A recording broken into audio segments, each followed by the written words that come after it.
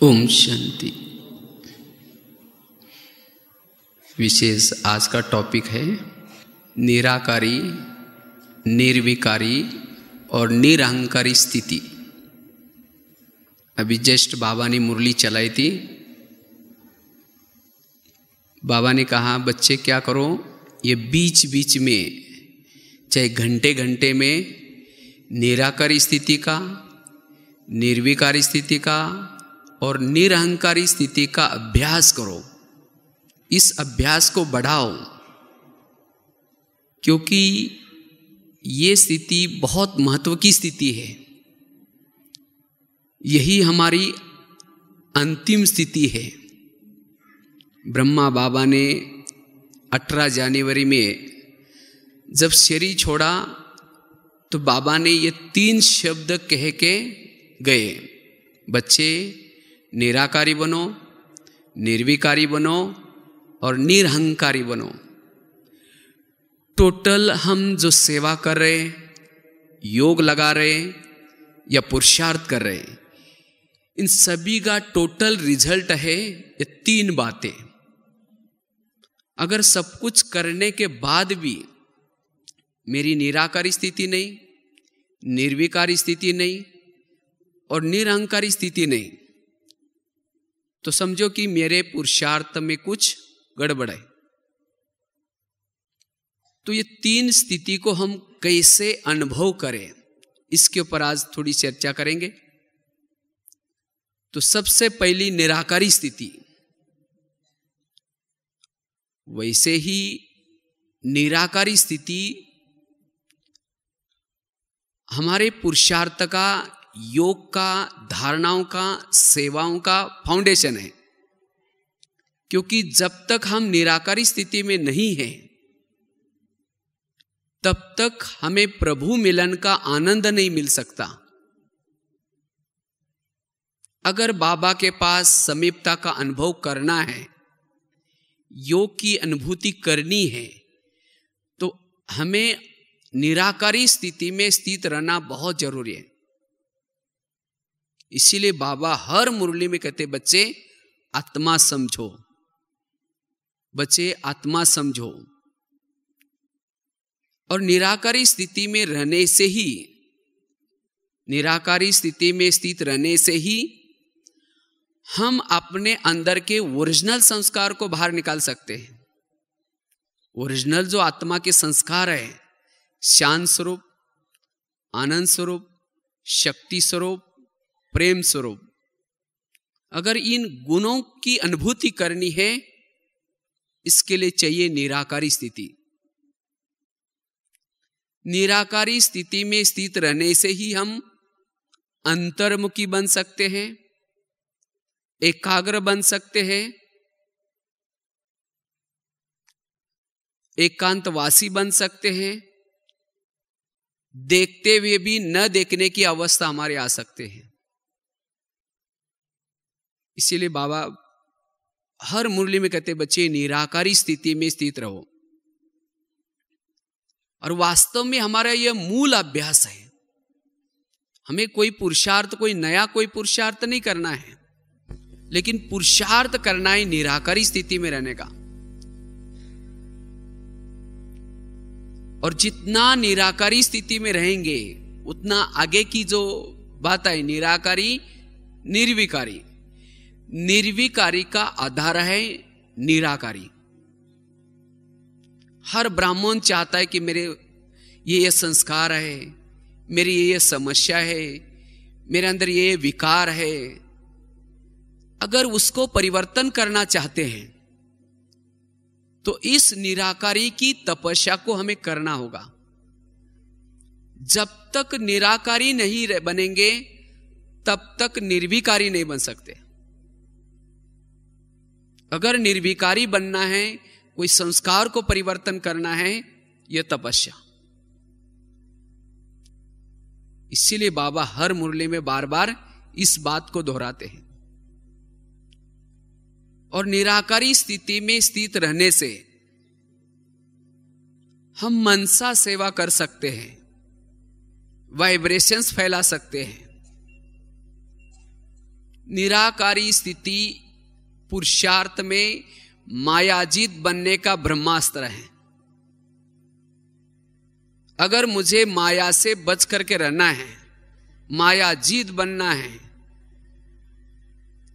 जिसके पास ये निराकारी स्थिति का कवच है, उसके पास माया की कोई भी बात नहीं आ सकती, चाहे किसी के अशुभ संकल्प भी नहीं आ सकते उस ओरे के अंदर।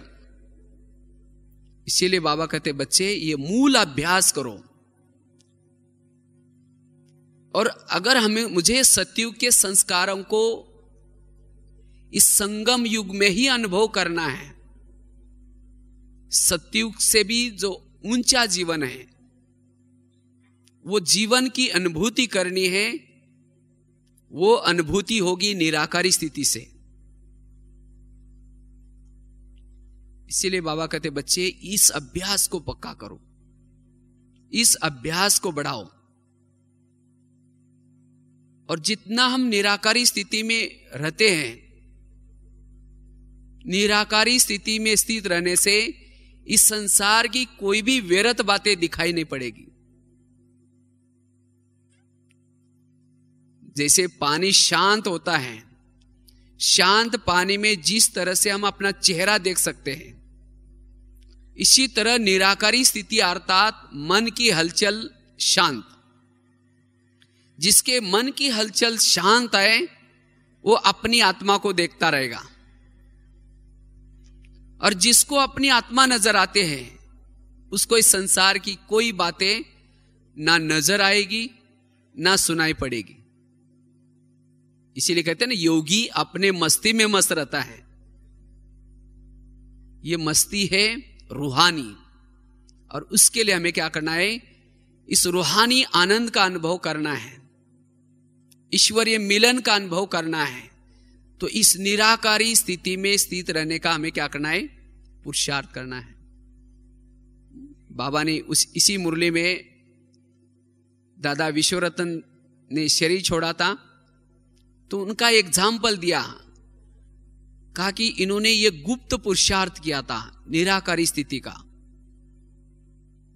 इसीलिए उनको कोई तकलीफ नहीं हुई, सहज क्या क्या शरीर से पार हुए। इसी तरह अंतिम विनाश का सीन देखने के लिए भी इस निराकारी स्थिति को बनाना है। विनाश को देखना कोई साधारण चीज नहीं है। अगर मुझे उस विनाशकाली स्थिति में निर्भय, अचल, अडोल, निर्मोही बनना है, तो अभी हमारे पास समय पड़ा है। इसी समय में इस अभ्यास को पक्का करना है, और निराकारी स्थिति में स्थित रहने से हम एवर रेडी अनुभव करेंगे। एवर रेडी, कभी भी उड़ने के लिए तैयार हैं। जिन्होंने निराकारी का अभ्यास किया है, जो निराकारी स्थिति में स्थित रहते हैं, उन्होंने जैसे इस दुनिया की बातों को समेटा है, उनकी मन बुद्धि कहीं भी और बातों में नहीं जाएगी। इसीलिए बाबा कहते बच्चे ये अभ्यास करो। और जो निराकारी अवस्था में रहता है उसके लिए योग लगाना, कर्म योगी बनना बहुत इजी है। निराकारी वाला कर्म योगी स्थिति की अनुभूति कर पाएगा। हाथ से कर्म हो रहे, पांव से चल रहे, आंखों से देख रहे, लेकिन निराकारी स्थिति में स्थित रहने वाला प्रभु मिलन का भी आनंद ले रहा है। कई सोचते हैं कि मुझे कर्म में योग लगाना बड़ा मुश्किल होता है। अगर कर्म में योग नहीं लगता, इसका मतलब आप निराकारी स्थिति में नहीं है।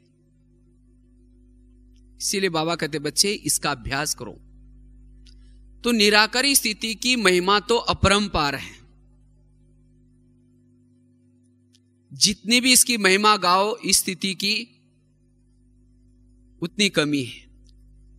क्योंकि निराकारी स्थिति में स्थित रहने से आपके जीवन में वैल्यूज, गुण, चाहे शांति का गुण, चाहे पवित्रता का गुण, चाहे अंतर्मुखता का गुण, चाहे नम्रता का गुण, सभी गुण निराकारी स्थिति वालों में नजर आएंगे। गुण कोई धारण करने की चीज नहीं है। अगर आप गुणों का अनुभव करना चाहते हैं तो निराकारी का अभ्यास बढ़ाएं। तो इसीलिए बाबा बार बार मुरलियों के अंदर, या बाबा ने जो इसे अभी समय प्रमाण ये इशारा दिया है, ये 3 बातों का अभ्यास करो। लेकिन ये तीनों से भी महत्व की बात है निराकारी स्थिति। निराकारी का रिजल्ट है निर्विकारी। जब आप निराकारी स्थिति में स्थित रहेंगे तब निर्विकारी स्थिति ऑटोमेटिकली आएगी। इसीलिए हमें क्या करना है, इस स्थिति का अभ्यास करना है। जो निराकारी अवस्था में रहता है, बाप दादा उसके कंबाइंड स्वरूप में है, साथ में है। एक मुरली में बाबा ने कहा हुआ इसको, जो बच्चे निराकारी स्थिति में रहते हैं मैं उनके साथ कंबाइंड रहता हूं। तो माया क्या करते हैं, आपको बार बार देहाभिमान में लाते हैं। लेकिन इस देह भान से परे निराकारी स्थिति का अभ्यास करना है। तो इसके लिए हम क्या करें जो हमारा ये निराकारी स्थिति ऑटोमेटिकली बनती रहे, नेचुरल ये स्थिति रहे। निराकारी स्थिति की अनुभूति करने के लिए, जिसको बाबा ने इसी सीजन में बार बार कई मुरलियों में रिवाइज किया है, समस्याओं को क्या करो, समाधान करो। जितना सारा दिन हमारे सामने जो समस्या आते हैं, जो बातें आते हैं, उन बातों के संकल्प को बचाएंगे, उन समस्या का समाधान करेंगे, उतनी आप निराकारी स्थिति की नेचुरल अनुभूति कर पाएंगे। निराकारी स्थिति अर्थात जिसके संकल्प कम चलते हैं, जिसके संकल्प पॉजिटिव चलते हैं, उसी शक्ति का नाम है निराकारी स्थिति। अगर आप नेचुरल निराकारी स्थिति की अनुभूति करना चाहते हैं तो समस्या का समाधान, बीती हुई बातों को बिंदी लगा दे। और वो कौन लगा सकता है? जिन्होंने इस कर्म ज्ञान को समझा, जिन्होंने इस ड्रामा के पार्ट को समझा, जिन्होंने ये समझा कि हर एक का पार्ट अपना अपना है, जिन्होंने ये समझा कि समस्या मतलब कोई और चीज नहीं है, समस्या है मैंने केवे अनेक जन्मों का रिफ्लेक्ट, मैंने अनेक जन्मों से किए हुए दूसरों के साथ व्यवहार का रिफ्लेक्ट, प्रतिक्रिया। तो इसीलिए मुझे समस्या के गहराई में जाने के बजाय उसको सोच करके अपने संकल्प शक्ति को व्यर्थ गंवाने के बजाय उसको बचाए। और जो संकल्प शक्ति को बचाता है वो नेचुरल निराकारी स्थिति की अनुभूति करता है। इसीलिए माया क्या करते हैं, निराकारी स्थिति में रहने के लिए, न रहने के लिए आपको क्या करते हैं, आपके सामने कोई न कोई समस्या क्रिएट करते हैं। और जब समस्या आते हैं तो हम ज्यादा सोचते हैं, ये क्यों हुआ, ऐसे कैसे हुआ, इसने क्यों बोला, ज्ञानी होने के बाद भी ऐसे करते क्या। और जब संकल्प चलते हैं और फिर जब योग में बैठेंगे, वो निराकारी स्थिति की अनुभूति नहीं हो पाती। क्योंकि जिसका मन थक जाता है, थका हुआ मन परमधाम में उड़ नहीं सकता। थका हुआ मन आत्मा का मिलन नहीं कर सकता। इसीलिए बाबा कहते बच्चे, अगर आपको निराकारी स्थिति की अनुभूति करनी है, समस्याओं को समाधान करो, कारणों का निवारण करो, तब आप बाप समान निराकारी स्थिति की अनुभूति कर पाएंगे। और जो निराकारी स्थिति में है वो स्वयं को सभी बंधनों से मुक्त अनुभव करता है, सभी बंधनों से मुक्त। और वैसा ही निराकारी स्थिति में स्थित रहने से सभी प्रकार के बंधन कट जाते हैं। इसीलिए बाबा कहते हैं बच्चे इसका अभ्यास करो, इसकी गुप्त मेहनत करो।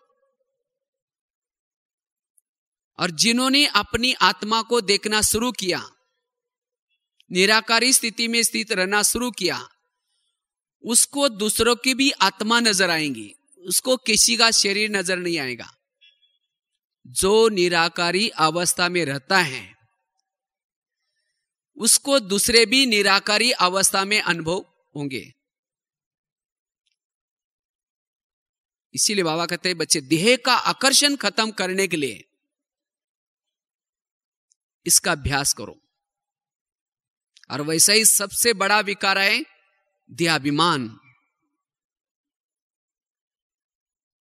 तो हमें देही अभिमानी बन करके निराकारी अवस्था में रहना है। और जो निराकारी अवस्था में रहता है उसकी सभी कर्मेंद्रियां अपने वश में रहती है, वो स्वराज्य अधिकारी अनुभव करता है।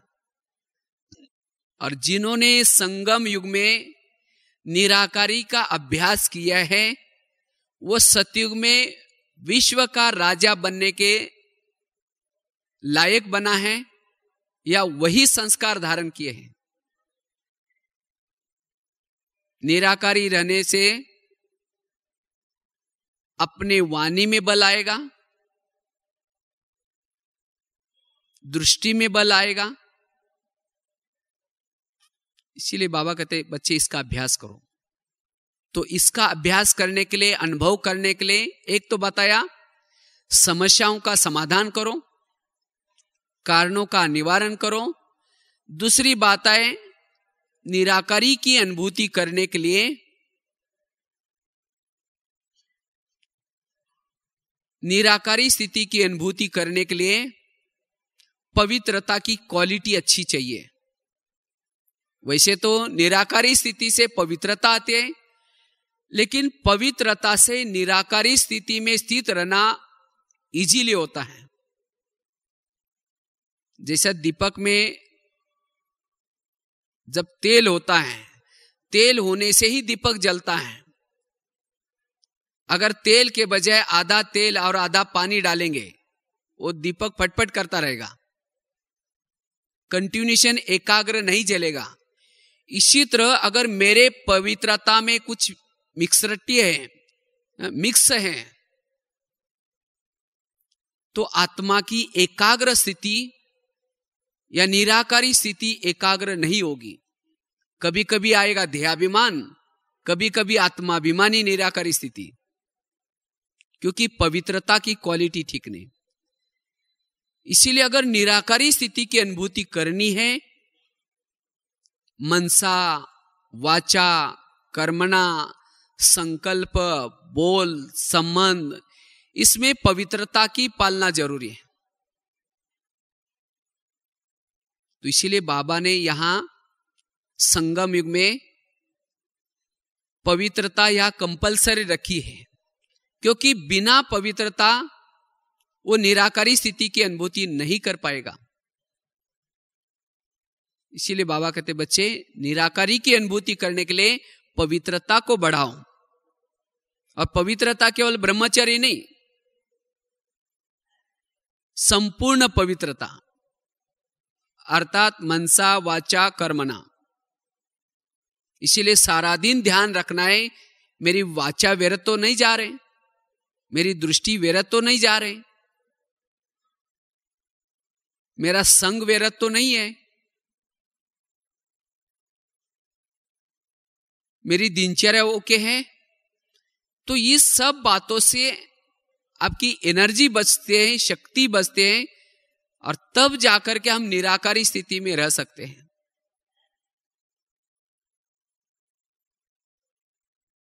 इसके साथ साथ निराकारी स्थिति में स्थित रहने के लिए, नेचुरल अनुभव करने के लिए योग का अभ्यास, जितना योग का अभ्यास करेंगे उतना निराकारी अवस्था आएगी। क्योंकि बाबा से मन बुद्धि लगाने से बाबा के अंदर की पावर आती है, और जिस पावर से हम स्वयं को चार्ज अनुभव करते हैं। इसीलिए निराकारी का अनुभव करने के लिए हमें क्या करना है? पवित्रता की पालना। ये दूसरी बात हो गई। तीसरी बात है, अगर मुझे निराकारी की अनुभूति करनी है नेचुरल, इसके लिए सोमानों के अभ्यास। जितना आप अपने सोमानों में रहेंगे, सोमान में रहना अर्थात पॉजिटिव थिंकिंग। सोमान और कोई चीज नहीं है, सकारात्मक सोच। सोमान अर्थात अपने आप को मान देना, अपने आप को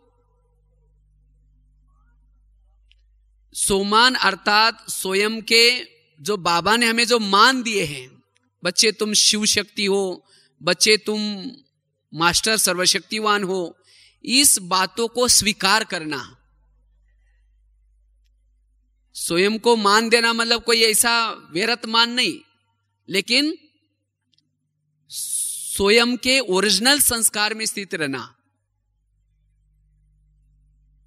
तो जितना इस सोमान में रहेंगे उतनी आपका मनोबल बढ़ेगा। जब आपका मनोबल बढ़ेगा, मनोबल बढ़ने से हम निराकारी स्थिति की अनुभूति कर पाएंगे। इसीलिए बाबा कई बार कहते, बच्चे सोमानों के सीट पर रहो। सोमान के सीट पर रहने से एकाग्रता आती है, और उसी एकाग्रता से हम निराकारी की अनुभूति सहज कर पाते हैं। इसके साथ साथ निराकारी स्थिति का अभ्यास करने के लिए जितना हम अंतर्मुखी बनते हैं, ज्ञान का चिंतन करते हैं, मनन चिंतन करते हैं, उतनी हमारी निराकारी स्थिति बनती जाती है। इसीलिए ब्रह्मा बाबा ने देखो शुरू में निराकारी स्थिति में स्थित रहने का कितना अभ्यास किया था। मैं आत्मा हूं, जयशोद आत्मा है, नारायण बच्चा आत्मा है, ये आत्मा है, आत्मा आत्मा। बाबा ने कितनी मेहनत की। तो क्या हम अपने दिल पर हाथ रख करके पूछे, क्या हम इतनी मेहनत कर रहे हैं? और बातों में तो लगे रहते हैं, लेकिन निराकारी का अभ्यास बहुत कम करते हैं। इसीलिए फिर से बाबा ने इशारा किया, इसका अभ्यास करो, क्योंकि निराकारी स्थिति से ही आपकी कर्मातीत अवस्था आएंगी। निराकारी स्थिति में स्थित रहने वाला तृप्त अनुभव करेगा। जो पाना था सो पा लिया, वो भटकेगा नहीं कहीं भी। और निराकारी स्थिति में स्थित रहने वाला सदा ही उपराम स्थिति का अनुभव करेगा। तो इसलिए इसका अभ्यास करना है। और जितना हम निराकारी स्थिति में रहते हैं, उतना हमारी दूसरी स्थिति कौन सी आते हैं? निर्विकारी। अगर मुझे विकारों के ऊपर जीत पानी है, कोई भी कड़े से कड़े संस्कार के ऊपर जीत पानी है, इस निराकारी का अभ्यास। राम और रावण का दोनों का युद्ध चलता है। राम क्या करता है? रावण का एक सिर काटता है। फिर वो शीर कट तो जाता है, दोबारा आकर के चिपक जाता है, फिर दोबारा शीर काटता है दूसरा, वो भी दोबारा चिपक जाता है, फिर तीसरा शीर काटता है, दोबारा आकर के चिपक जाता है। आखिर युद्ध चलता रहता है, लेकिन रावण नहीं मरता। तो विभीषण उसके पास आता है और राम को कहता है कि ऐसा नहीं मरेगा, आप उसके नाभि में तीर लगाओ। और जब नाभि में तीर लगाया तो रावण क्या हो गया? मर गया। इसी तरह आज हम भी क्या कर रहे हैं? कभी काम का गला काटते हैं, कभी क्रोध का गला काटते हैं, लेकिन एक गले दोबारा जुट जाते हैं, अर्थात हमारे संस्कार खत्म नहीं होते, दोबारा वो संस्कार आते हैं। क्यों आते हैं? क्योंकि आज हम रावण के गले काटने में लगे हैं, इसीलिए रावण नहीं मर रहा है। कोई 20 साल से लगा रहा है, कोई 40 साल से लगा हुआ है, कोई 10 साल से लगा हुआ है। अगर रावण को खत्म करना है, उसके नाभि में तीर लगाओ। नाभि है देहाभिमान, नाभि है निराकारी स्थिति में स्थित रहना। जितना निराकारी स्थिति में स्थित रहेंगे, काम का गला कटेगा, क्रोध का भी कटेगा, लोभ का भी कटेगा, सभी गले कटेंगे। इसीलिए बाबा कहते बच्चे क्या करो? अगर मायाजीत बनना है, विकारोजीत बनना है, निर्विकारी बनना है, तो इस ब्रह्मास्त्र का प्रयोग करो। निराकारी स्थिति से निर्विकारी स्थिति आएगी, और जिसकी निर्विकारी स्थिति आती है उसको सारा दिन बाबा के सिवाय कोई नजर नहीं आता, बाबा नजर आएगा। कई बोलते पता नहीं मुझे बाबा नजर ही नहीं आता। बाबा उसको नजर आएगा जिसकी निर्विकारी स्थिति है। एक गुरु ने एक कहानी आप लोगों को सुनाते हैं। कहते एक गुरु ने अपने एक शिष्य ने एक गुरु को पूछा, कहते गुरुजी मुझे भगवान का दर्शन करना है। तो गुरुजी ने कहा ठीक है, तुम्हें भगवान का दर्शन करना है ना, वो सामने एक पहाड़ी नजर आते हैं, तुम इस पहाड़ी पर जाना, तुम्हें वहां भगवान नजर आएंगे। लेकिन कहते कि तुम उस पहाड़ी पर चढ़ने के लिए कुछ 5-6 पत्थर है, उसको लेके जाना।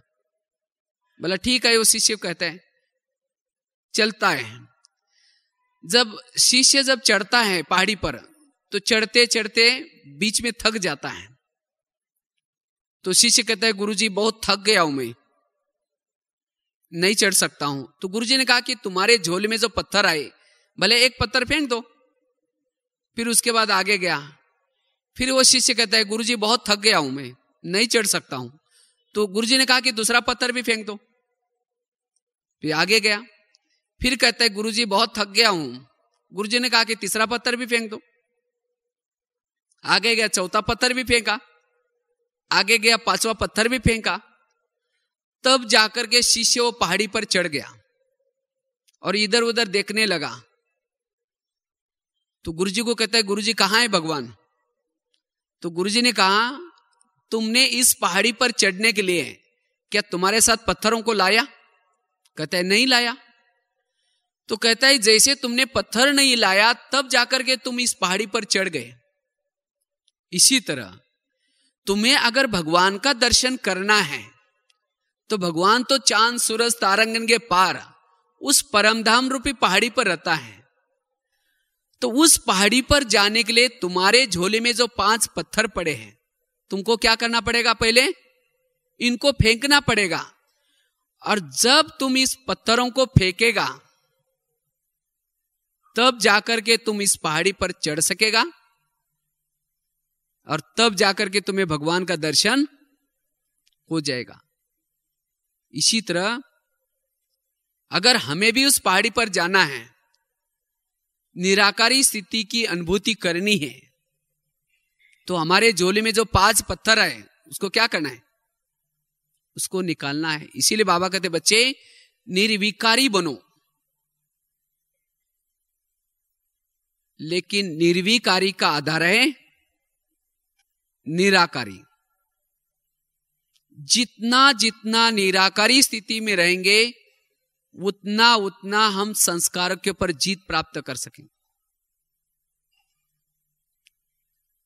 निराकारी स्थिति में रहने से निर्विकारी अवस्था ऑटोमेटिकली आ सकती है।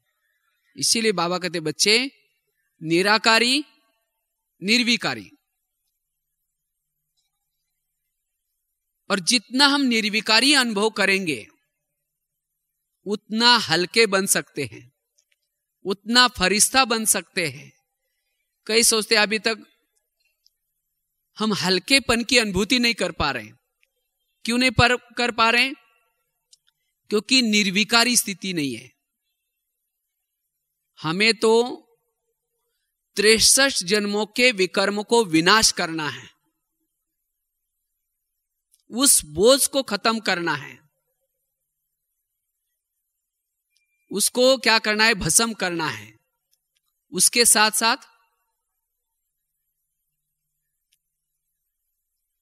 और भी हमें क्या करना है? शक्तिशाली बनना है। लेकिन इसके लिए कब बन सकेंगे?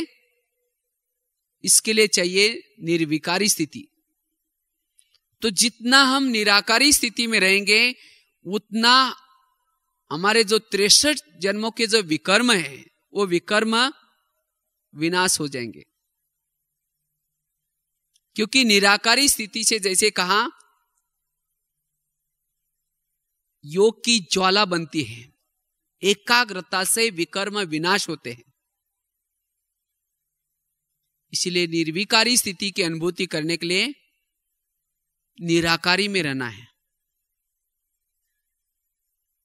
और ब्राह्मण बनने के बाद हमें कोई भी प्रकार का अभी नया विकर्म नहीं करना है, क्योंकि नया विकर्म करने से निर्विकारी स्थिति की अनुभूति नहीं कर पाएंगे।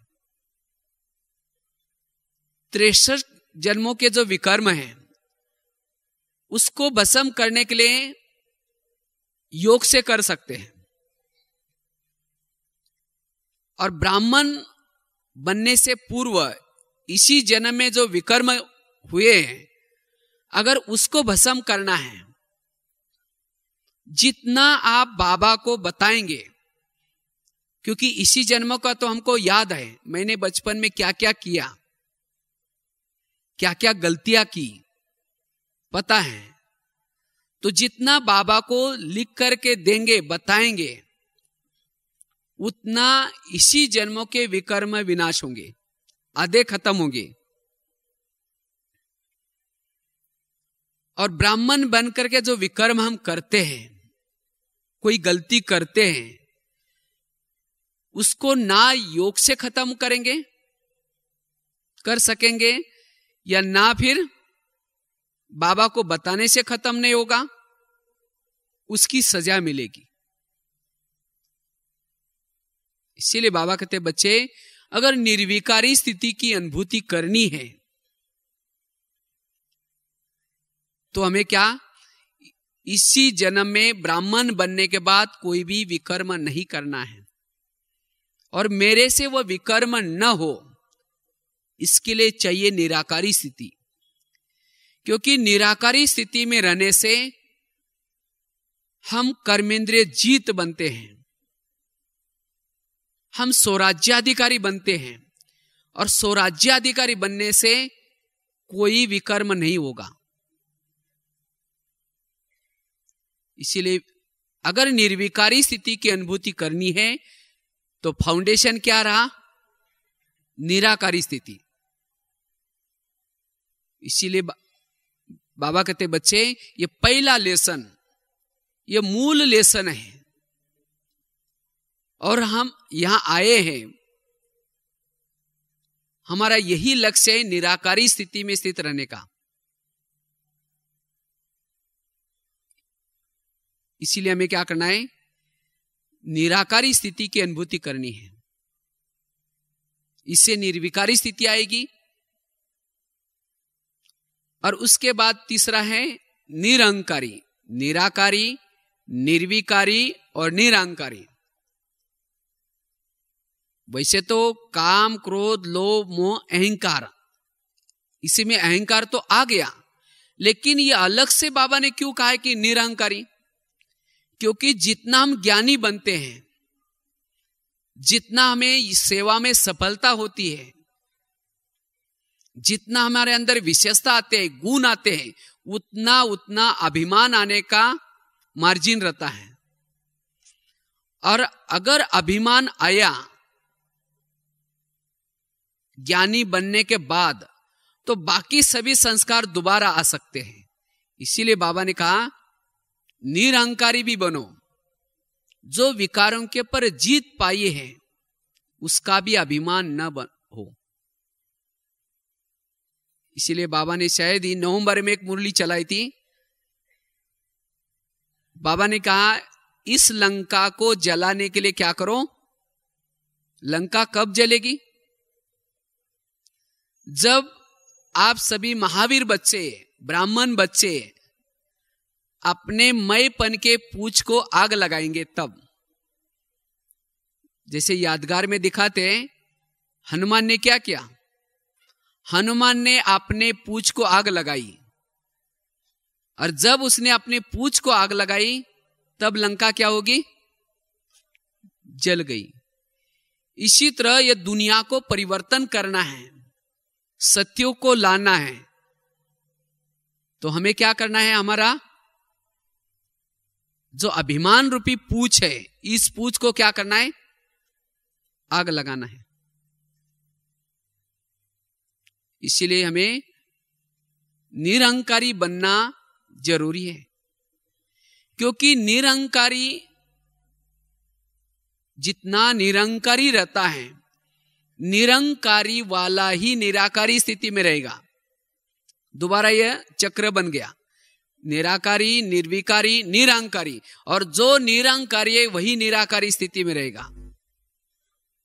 अगर कोई अभिमान है, अभिमान वाला निराकारी स्थिति में नहीं रह सकता। नहीं, कई बोलते हैं ना, पता नहीं मुझे निराकारी स्थिति की अनुभूति नहीं होती। अगर निराकारी स्थिति की अनुभूति नहीं होती, इसका मतलब कोई ना कोई अभिमान है। अभिमान वाला एकाग्र चित्त नहीं रह सकता। अभिमान वाला अंतर्मुखी नहीं बन सकता। अभिमान वाला प्रभु का चिंतन नहीं कर सकता। वो अपना ही गुणगान गाएगा, मैंने ठीक किया ना, मैं अच्छा करता हूं ना, मैंने बहुत अच्छा किया ना। वो प्रभु का चिंतन नहीं गाएगा। इसीलिए बाबा ने इस शब्द को यूज किया है, निरहंकारी बनो। कराने वाला कौन है? बाबा है। हम तो एक कठपुतली है, जैसे कठपुतली का नाच कराते हैं, कठपुतली को नचाते हैं। कठपुतली को नचाने वाला पर्दे के पीछे बैठता है और उसी कठपुतली को धागे बांध करके क्या करता है? नचाता है। अगर कठपुतली को अभिमान है, वाह मैं बहुत अच्छी डांस कर रही हूं, तो खींचने वाला कहेगा अच्छा कर ले। वो धागे खींचेगा नहीं तो वही लटक जाएगी। इसी तरह बाबा कहते बच्चे क्या बनो? निरहंकारी बनो। कोई भी प्रकार का अभिमान न हो। अभिमान वालों की संकल्प की स्पीड बड़ी तेज होती है, और संकल्प की स्पीड तेज होने से वो एकाग्रता का अनुभव नहीं कर पाएगा। इसीलिए बाबा कहते बच्चे निरहंकारी बनो। आज ब्रह्मा बाबा ने शुरू में कितना निरहंकारी बन करके सेवा की। बाबा कभी एग्जाम्पल बताते ना, ब्रह्मा बाबा इतनी बड़ी हस्ती गोबर के उपले लगाते थे, बनाते थे। दादियों से भी क्या किया? मोटर रिपेयरिंग करने का, साइकिल रिपेयर करने का, कितनी यह सेवा करा कर ली। क्यों? निरंकारी बनाने के लिए। क्योंकि जब तक निरंकारी नहीं, देह का भान नहीं छोड़ेंगे, तब तक निराकारी स्थिति नहीं आ सकती। और निरंकारी बनने के लिए बाबा ने हमें साधन क्या दिए हैं? सेवा। यज्ञ सेवा जितना करेंगे, जो भी सेवा मिली, यज्ञ सेवा करने से, वैसा तो कभी कभी हम यज्ञ सेवा करने से निरंकारी भी बन जाते हैं, लेकिन कभी कभी उस सेवा का भी अभिमान आ सकता है। जो सेवा करने के बाद अभिमान आता है वो सेवा नहीं है, वो आपका खाता जमा नहीं बन रहा है। सेवा करने के बाद जमा हो जाए, और जमा तब हो सकता है, पुण्य तब बढ़ सकता है, बाबा ने कराया, बाबा कराता है। अगर बीच में बाबा है तब वो जमा भी होगा, उसका बल भी मिलेगा और साथ में शक्ति भी मिलेगी, और जिसे निराकारी स्थिति की अनुभूति कर पाएंगे। इसीलिए हमें क्या करना है? निराकारी स्थिति में रहने के लिए निरंकारी बनना है। कुछ भी कार्य करो, बाबा ने कराया, बाबा कराता है। बाबा ने 2 जुड़वे शब्द इसके लिए यूज किया था। ये समझो कि मुझ आत्मा को ये चांस मिला है ये करने का। मुझ आत्मा कहेंगे या बाबा ने कराया कहेंगे, अभिमान नहीं आएगा। इसीलिए हमें क्या करना है? अगर मुझे निराकारी का अनुभव करना है, निरंकारी बनना है, ना कोई पैसे का अभिमान, ना कोई अपनी प्लानिंग बुद्धि का अभिमान, ना कोई हम ये कार्य कर रहे, मेरे कारण ये सेंटर चल रहा है, मेरे कारण ये जिज्ञासु इतने बढ़ गए। नहीं, यज्ञ बाबा का है, कार्य बाबा का है, बाबा ने हमें निमित्त बनाया है। तो इस तरह से जितना हम निरंकारी बनेंगे, फिर आपको योग लगाने के लिए, निराकारी स्थिति में स्थित रहने के लिए बड़ा इजी होगा। सारा दिन जितना निरंकारी अवस्था होगी, तो जब योग में बैठेंगे वही अवस्था बनेगी। इसलिए हमें क्या करना है? निरअंकारी बनना है। इसीलिए बाबा ने कर्मातीत अवस्था बनाने के लिए समय को देखते हुए ये बाबा ने 3 अवस्था का अभ्यास करने के लिए कहा है। हर घंटे में चेक करो, मैं निराकारी हूं, निर्विकारी हूं, निरअंकारी हूं। और जितना ये 3 स्थिति में पास होंगे, जितनी ये 3 स्थिति आपकी आती जाएंगी, उतना बाप समान बनते जाएंगे,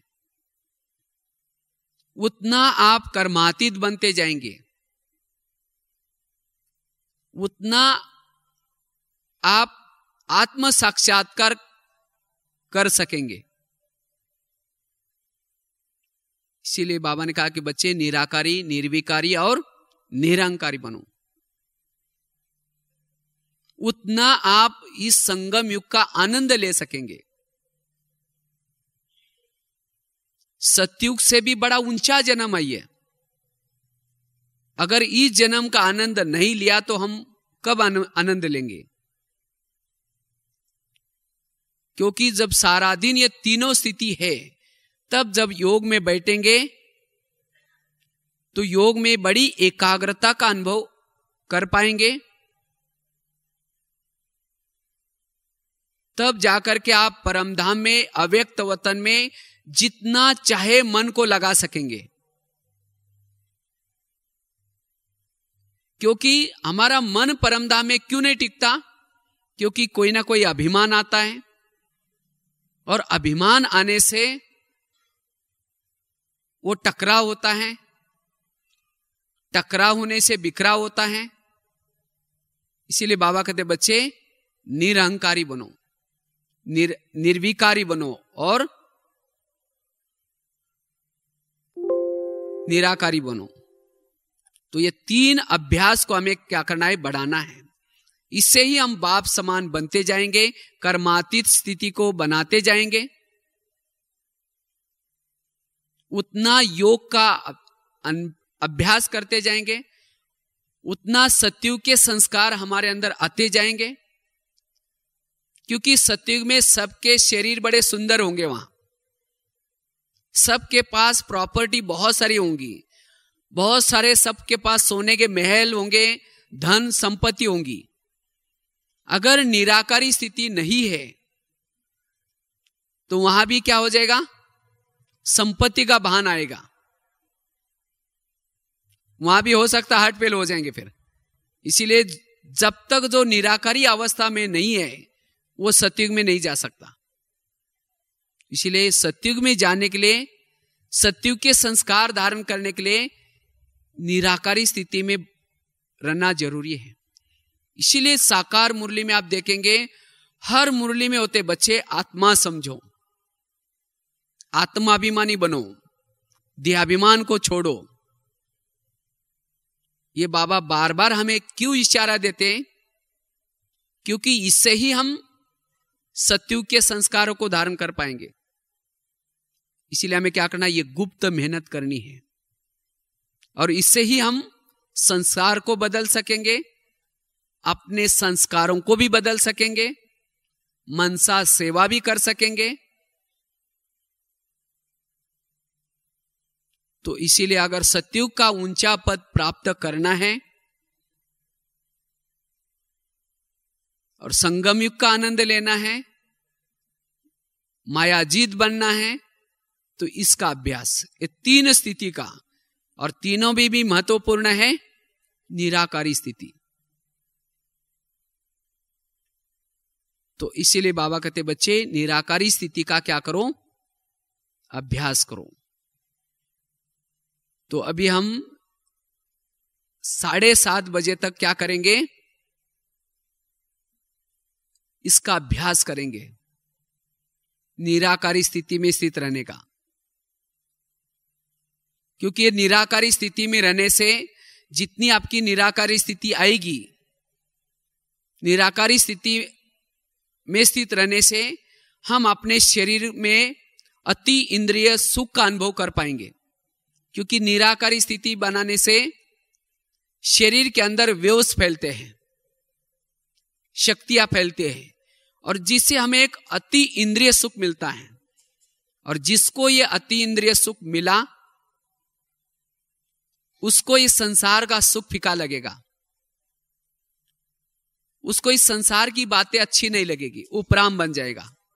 इसीलिए बाबा कहते हैं बच्चे इसका अभ्यास करो।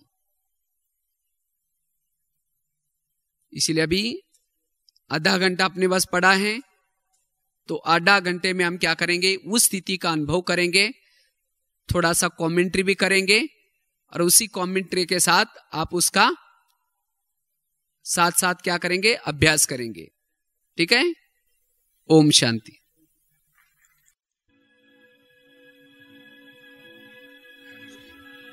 मैं एक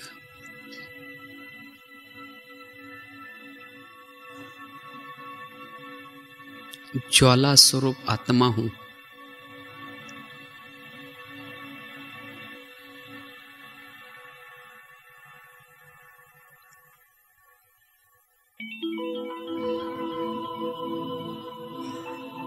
निराकार हूं।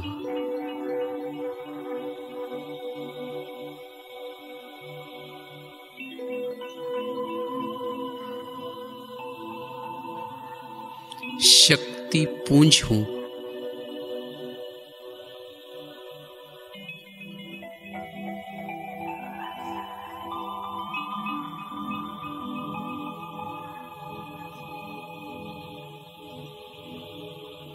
ज्योति पुंज हूं।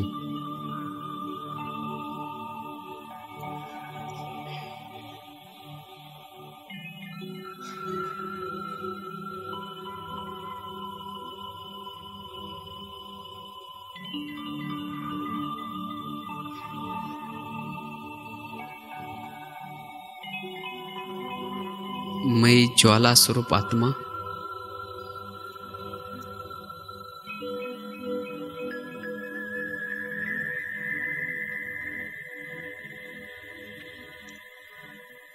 प्रकाश का एक किरण बन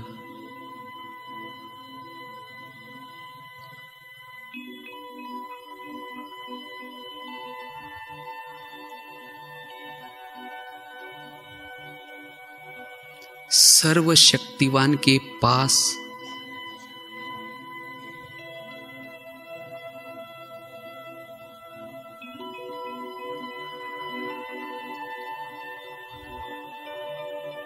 चार्ज होने के लिए जा रहा हूं।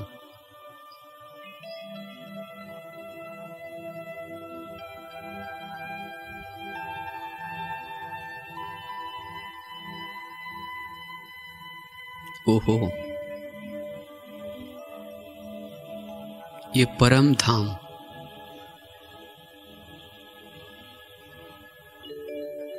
ये मेरा अपना घर है।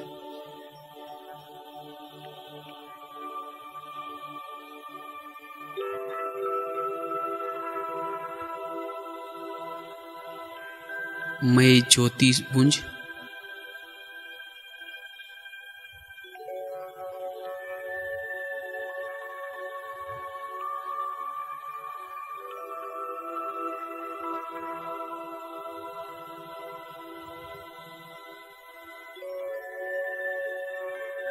सर्वशक्तिवान के पास हूं।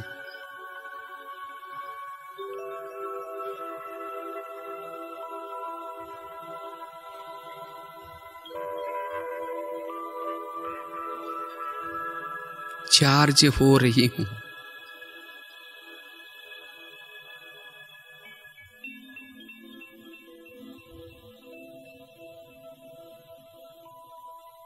ओ मीठे बाबा,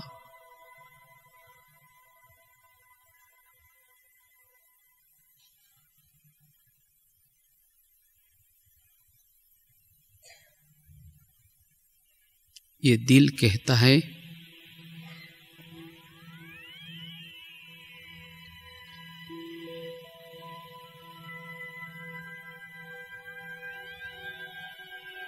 आपके पास चिपके रहूं।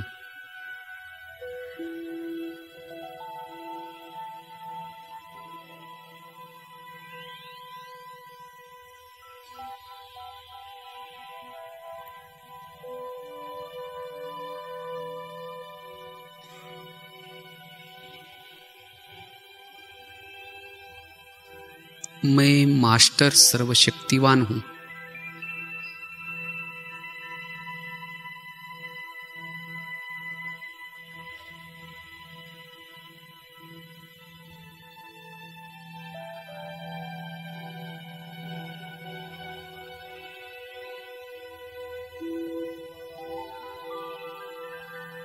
सर्वशक्तिवान के साथ हूं।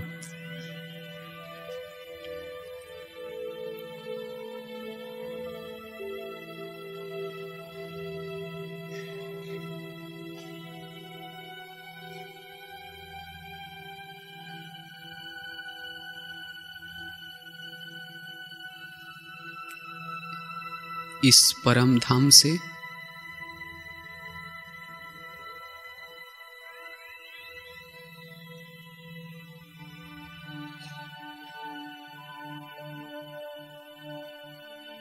इस मूल वतन से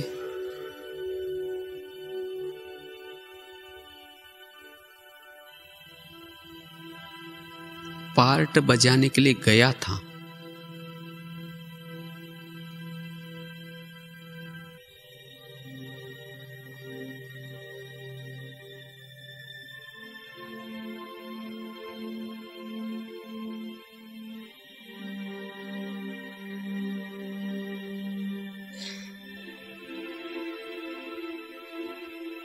अब मैं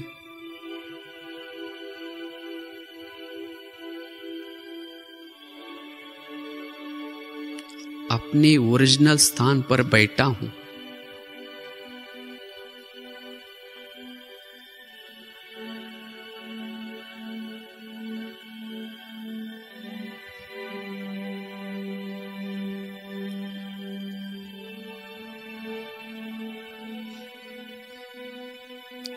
ये कितनी अच्छी स्थिति है।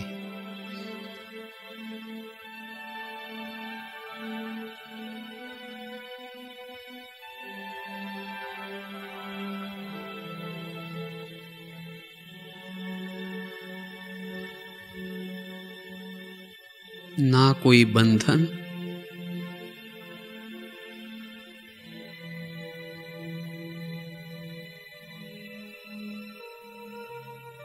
ना कोई समस्याएं,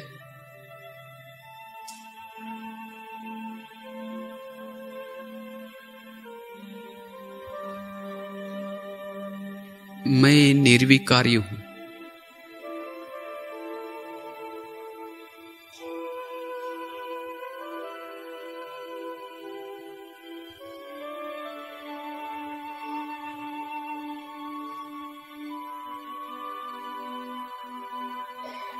मायाजीत हूं।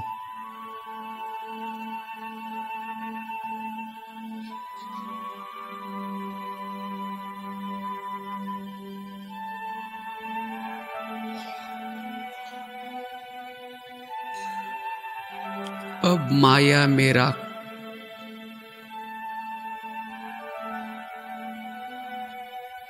कुछ भी बिगाड़ नहीं सकती।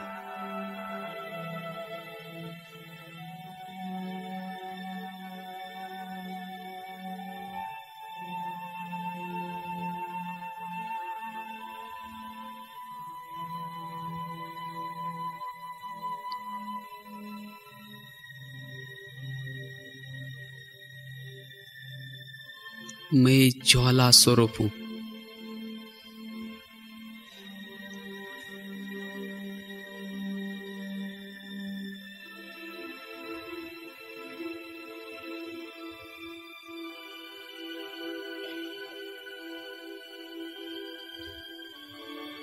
मास्टर सर्वशक्तिवान हूं।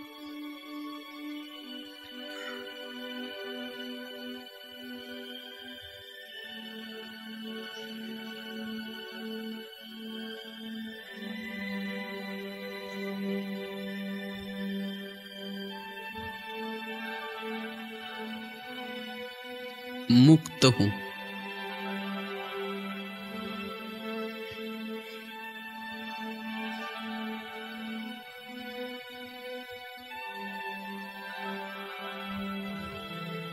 सर्वशक्तिवान के साथ हूं।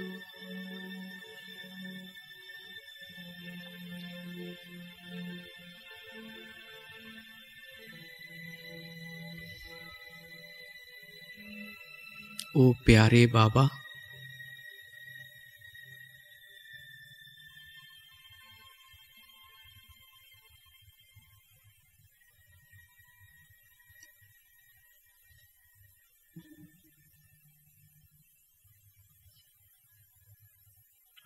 आपके पास आने से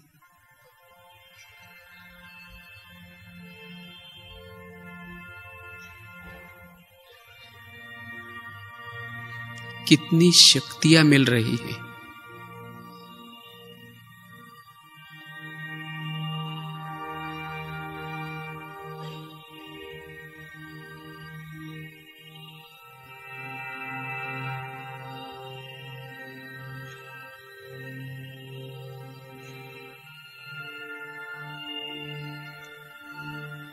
इसी शक्ति से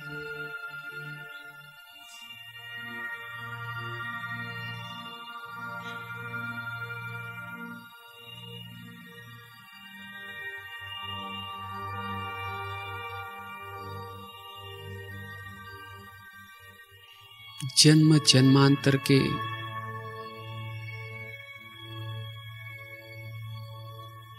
विकर्म विनाश हो रहे।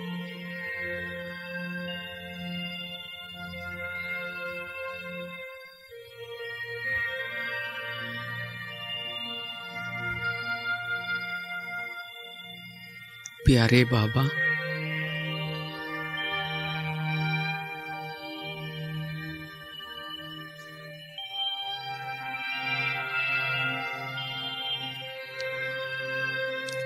आप गुप्त रीति से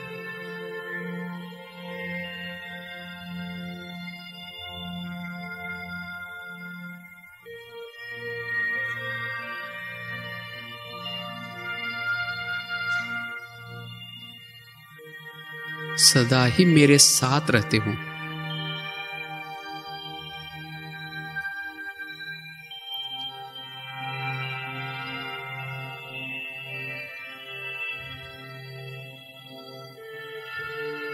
ये गुण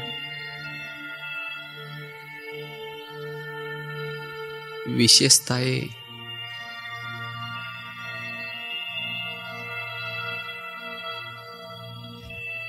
कलाएं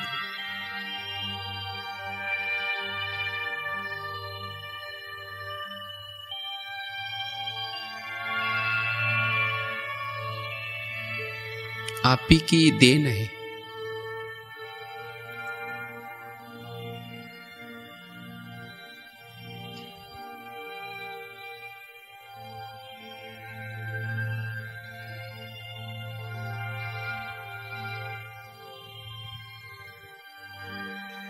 आपने क्या से क्या बनाया,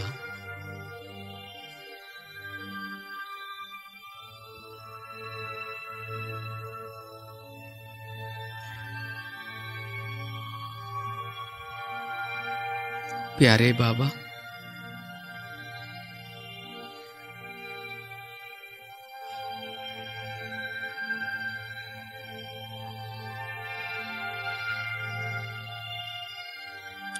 करण करावनहार आप है।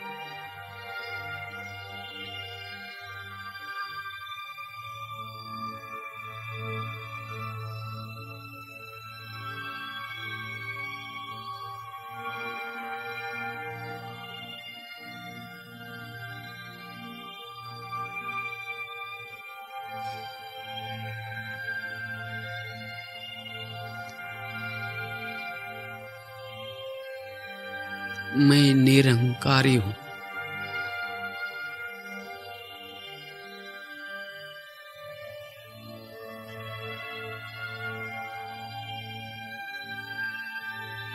शक्ति पुंज हूं।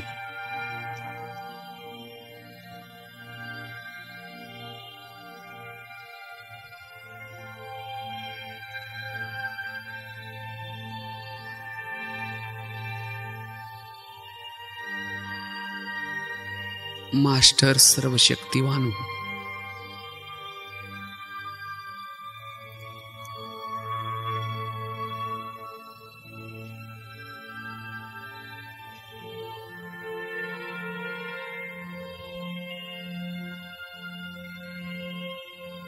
सर्वशक्तिवान के साथ हूं।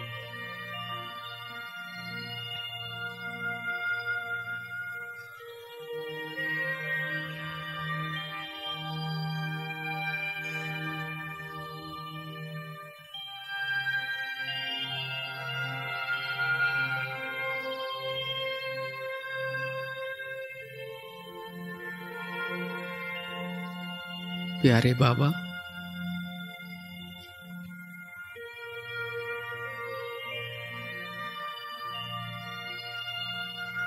आपके पास रहने से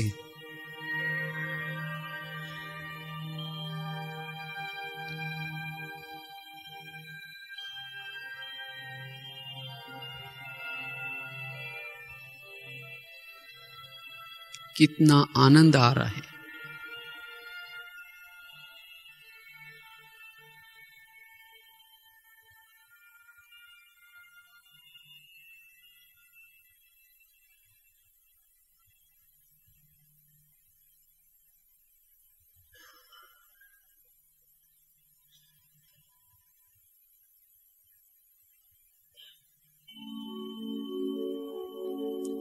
आपसे प्राप्त शक्तियों को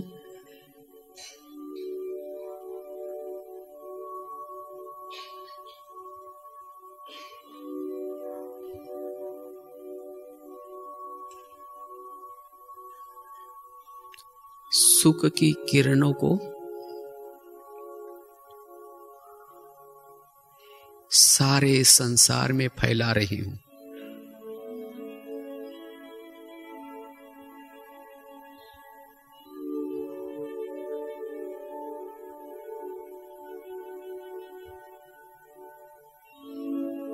मैं निराकारी हूं।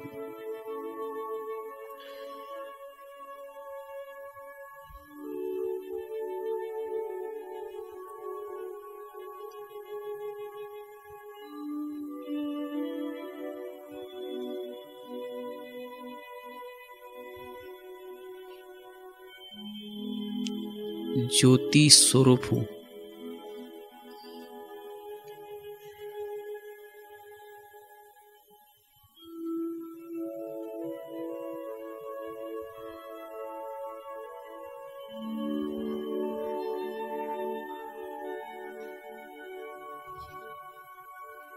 मास्टर सर्वशक्तिवान हूं।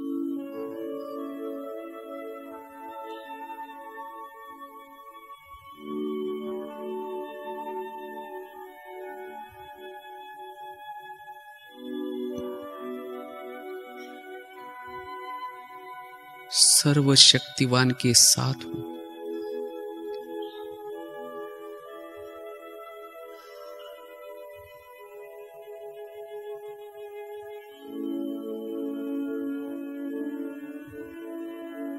चार्ज हो रही हूं।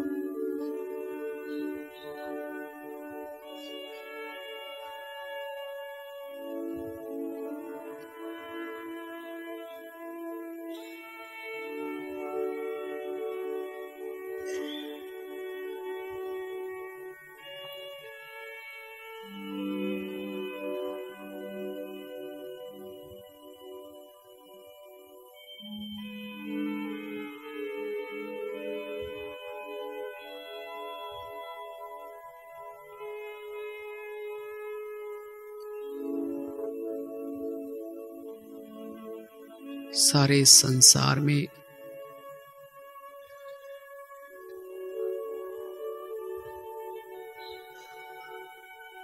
वाइब्रेशंस फैला रही हूं।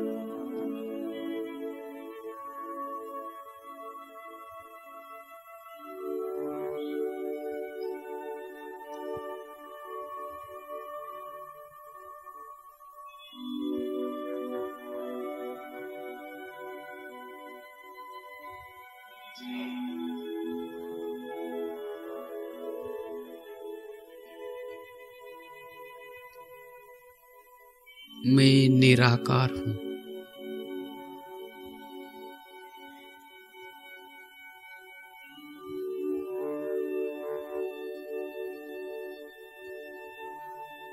बाप समान हूं।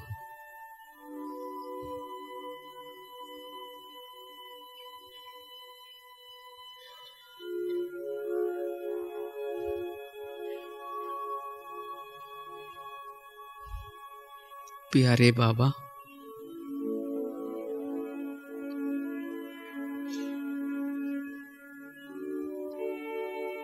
आपसे मिलने से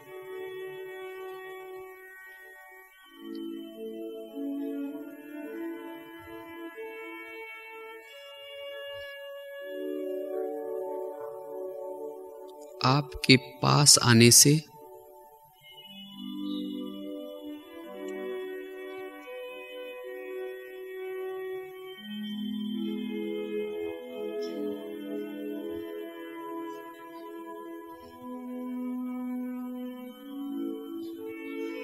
मेरी जन्म जन्मांतर की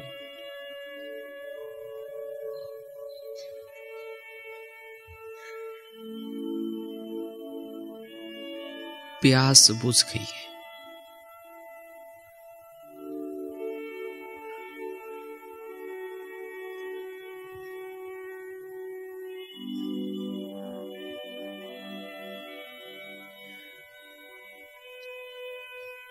मैं भरपूर आत्मा हूं।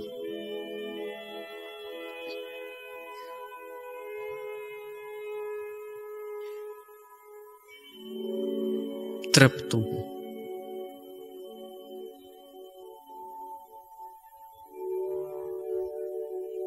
ज्वाला स्वरूप हूं।